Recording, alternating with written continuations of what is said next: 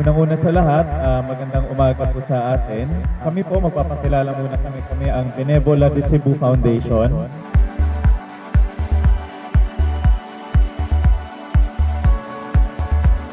Dahil po tayo ay naapektuhan ng sunog at tayo po ay medyo may matinding pinagdaanan, kami po ay pumunta dito para magpaabot ng konting tulong ibibigay galing sa Benevola Foundation.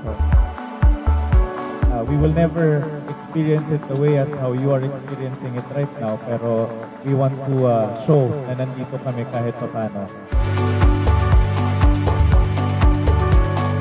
With the help of God, di lang nato kalimtan jud ang Ginoo, no?